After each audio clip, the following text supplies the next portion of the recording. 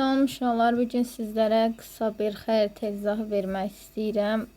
İstifadə elədiyim vəsait coğrafiya fənninə aiddir. Ona görə qıradakı məlumatlara fikir verməyin. Deməli, biz Finlandiyadan başlayaq. Finlandiya biz demişdik ki, 1939-cu ildə, bircə dəqiqə, 1939-cu ildə hücum elədiyi üçün SSR-i çıxarılmışdı Millətlər Cəmiyyətindən. Finlandiya görürsünüz. Paytaxtı Helsinki'dir. Avropanın ən şimalında yerləşir. Demək olar şimal şərqində.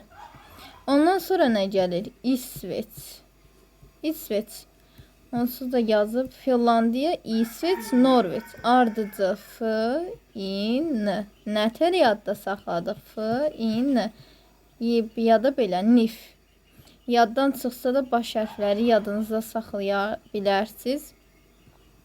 İsveçlə Norveçdə yerin göstərdiyimizə görə Böyük Britaniya adası. Böyük Britaniya ümumiyyətlə 1707-dən yaranmışdı və paytaxtı da Londondur. Digər adı ilə İngiltərə, amma 1707-dən əvvəl biz İngiltərə deməyəcəyik. Sadəcə Böyük Britaniya deyəcəyik. Ərazisində indi xəritəni kiçildim. Görürsünüz, bu ərazidə yerləşir. Onun qərbində isə yerləşən nədir? İrlandiyadır. İrlandiyada İngiltərənin solunda, yəni qərbində yerləşən dövlətdir. Paytaxtda qeyd edildiyi kimi Dublin şəhəridir. Gələk bu tərəfə. Bu nətər çoxu yadından çıxardır ki, birinci Portuqaliyadır, yoxsa İspaniyadır. İspaniyanın paytaxtı Madriddir. Portuqaliyanın paytaxtı Lissabondur. İspaniya sağ tərəfdə olandı, Portuqaliya qərb tərəfdə olandı. Yəni Portuqaliya solda, şərqdə də İspaniyadır. Nətər yadda saxlayırsınız? Soldan sağa ip şəklində. Soldan sağa ip şəklində. Gördünüz mü ərazisini? Nətər oldu? İp.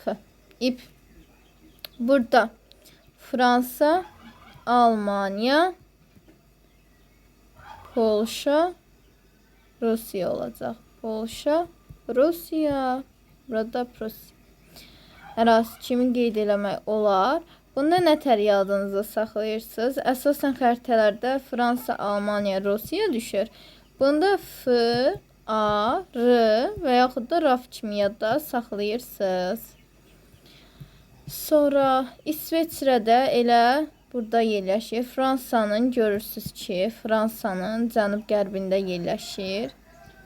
İsveçrə paytaxtı Liechtensteindir. Lüksemburg haranın paytaxtı? Belçikanın. Almanya nə vaxt yaranmışdı? 843. Paytaxtı haraydı? Berlin. Bəs AFR nə vaxt yaranmışdı? AFR yaranmışdı 1949-cu ildə. ADR də həmçinin hansı idi? AFR-in tərkibində olanlar təbii ki də Fransa. Fransa harda? İngiltərə orada, həmçinin ABŞ. Bu üç AFR-i yaratmışdı. ADR-i də yaradan təkcə Rusiya idi. Daha sonra Berlin səddi çəkilir və SSR dağılandan sonra Berlin səddi daha doğrusu 89-da dağıdılır. SSR dağılandan sonra isə soyuq müharibə bitir. Gələ bu İtaliya ərazisi. İtaliya məncə bilməyəniniz yoxdur. Çünki ayaqqabıya oxşayır zaten. Onun içində digər dövlətlər var. Onlar heç fikir vermirsiniz. Bu da oldu bizim İtaliyamız.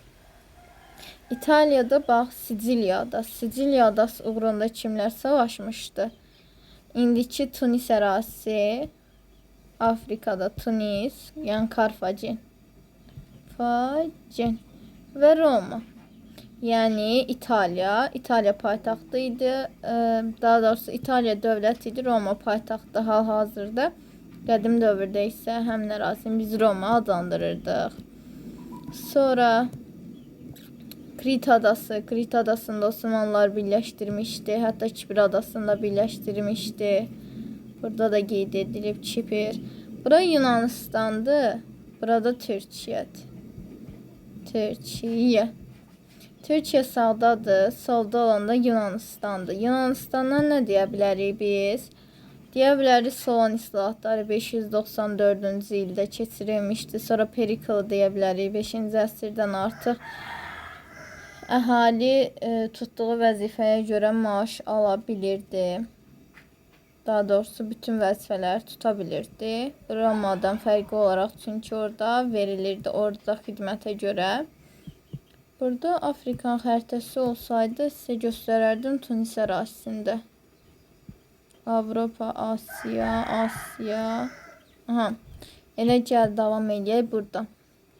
Məndə elə Asiyadır. Biz Asiyada Hindistan ərazisində ya. Ümumiyyətlə bura Hindistandır. Sonra biz demişdik axı Bangladeş dövləti yaranır.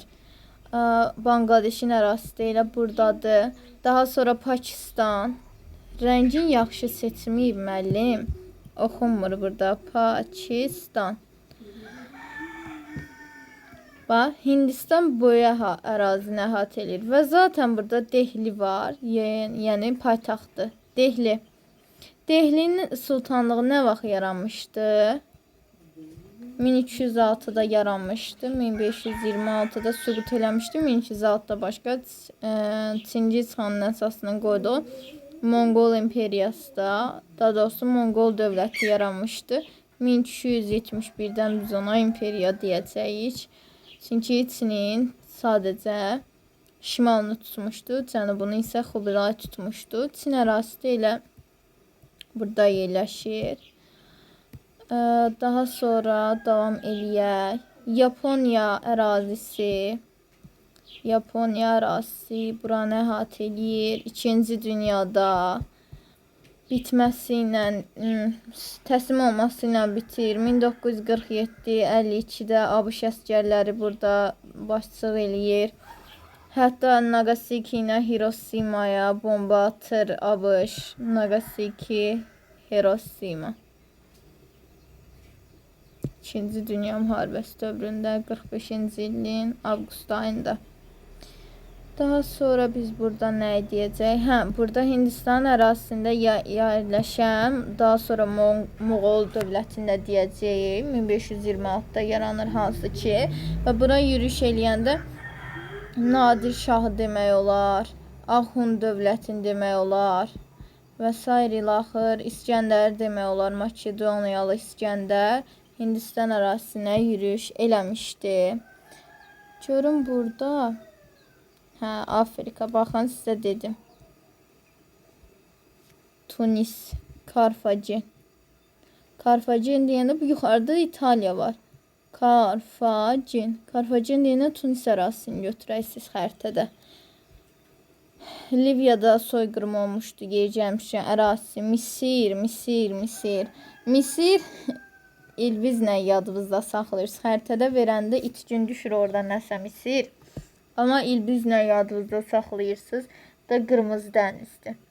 2 dənə qulaq var. Yəni onu görən kimi bilirsiniz ki, sol tərəfində. Durub gedib sağ tərəfini götürərsiniz, deyərsiniz ki, müəllim belə demişdiniz. Sol tərəfindəkini götürərsiniz, qərbində Misir.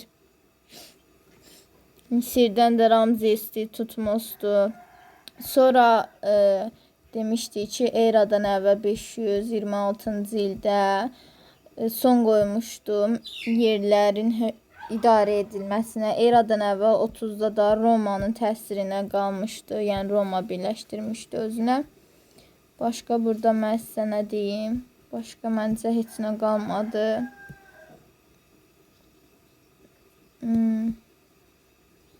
Buradan demək olar ki, Carı da İngiltərə işğal eləmişdi. Yəni İngilis-Bur müharibəsi baş vermişdi. İngiltərənin Afrikanın cənubunda olan ərazilərini genişləndirmək üçün 1902-ci illər Avstraliya ərazisini demək olar ki, və Yeni Zelandiyanı İngiltərənin müstəmləkəsi idilər. Müharibələrdə İngiltərə tərəfindən iştirak etmişdilər. Ərəb-İsrail müharibələrinə görə göstərən İsrailin yerin. Görün nə qədər balaca bir yeri əhatə edir. Sonra Kanadaya hücum eləmişdi 2-ci istiqlaliyyət müharibəsinə görə. Burada Kanadaya da deyə bilərik ki, 1867-ci ildə Dominion hüququ verilib və İngiltərədə ikinci düzəliş olmuşdu. İndoneziyanı da deyə bilərik ki, Indoneziya müsəlmanları kömək istəmişdilər Səlimdən, o da kömək eləmişdi Osmanlıda. Rusiya ərazisində görün nə boydadır. Görün, 2-ci dünyada niyə məhz Norveç, İsveçrəlandiyanda işğal elədiyində görün, həqiqətən də ona çox yaxın ərazilər əhatə eləyir. Baxın, burada hətta Tunis ərazisi bura düşür təxmini. İtaliya isə xəritədə içkin düşüb. Ona görə mən yenə sizə göstərə bilmirəm ərazisini. Tunislə bir. Bu qədər uşaqlar, hələlik. Növbəti hansı dərslərin izahın gəlməsini istəyirsinizsə, rəylər bölməsində qeyd edərsiniz. Mən də onun izahını çəkib paylaşaram. Əgər ödənişli dərslərimizə də qoşulmaq istəyirsinizsə, endirimdən yararlana bilərsiniz. İyulun 1-nə qədər qeydiyyatdan keçsəniz, cəmi cümlətanı 30 az yeni ödəməklə hər gün keçiriləcək dərslərimizdə iştirak edə bilərsiniz. Yox, əgər ayın 1-dən sonra qeydiyyatdan keçsəz, bu endirim sizlərə tətbiq olmayacaqdır.